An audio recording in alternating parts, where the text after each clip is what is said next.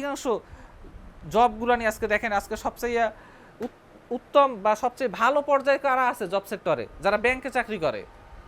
যারা ব্যাংকে চাকরি করে তাদের কিন্তু খুব তাড়াতাড়ি গাড়ি বাড়ি হয়ে যায়।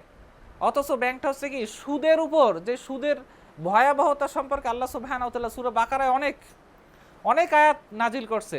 এমনকি বলছে যে তোমরা আল্লাহ রসুলের বিরুদ্ধে যুদ্ধ করার জন্য প্রস্তুত হয়ে যাও, যারা সুদ ছাড়তে না পারে। অথচ এই সুদের উপর ভিত্তি করে কিন্তু এই ব্যাংকগুলো চলতে আছে। অথচ এই ব্যাংকে চাকরি সবচেয়ে লোভনীয় চাকরি আজকে, তাড়াতাড়ি গাড়ি বাড়ি নারী সব কিছু হয়ে যায়, অথচ সুদের উপর চলতে আছে। আল্লাহ রসুল সাল্লাল্লাহু আলাইহি ওয়াসাল্লাম 4 শ্রেণীর মানুষকে লানত করেছে: সুদ দাতা, সুদ গ্রহীতা, সুদের পাহারাদার এবং সুদের যে সাক্ষী।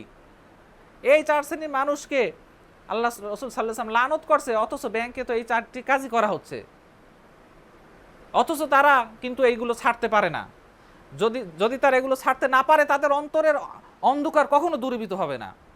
দুনিয়ার সুখ যদি আল্লাহর জন্য ছাড়তে না পারে, তারা হচ্ছে সবচেয়ে বোকা।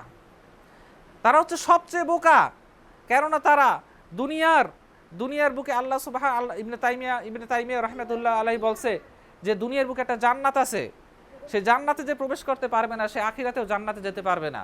সেটা হচ্ছে আল উবুদিয়াত, আল্লাহর ইবাদত করার মাধ্যমে যে জান্নাত হয়, যে জান্নাত অর্জন করা যায়, সুখ লাভ করা হয়, এটা হচ্ছে দুনিয়ার বুকে জান্নাত।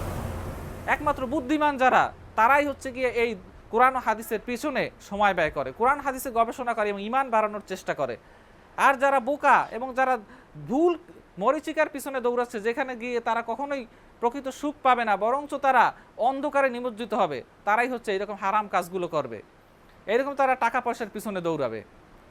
আল্লাহ সুবহানাহু ওয়া তাআলা আমাদেরকে সঠিক বুঝ দান করুন, যাতে করে আমরা দুনিয়া আখিরাতে আল্লাহ সুবহানাহু ওয়া তাআলা কর্তৃক উত্তম জীবন যাপন করতে সক্ষম হই। আকুলু কাওলি হাযা আস্তাগফিরুল্লাহ লি ওয়া লাকুম ওয়া লিসাইরিল মুসলিমিন ফাস্তাগফিরুহু ইন্নাহু হুয়াল গফুরুর রহিম।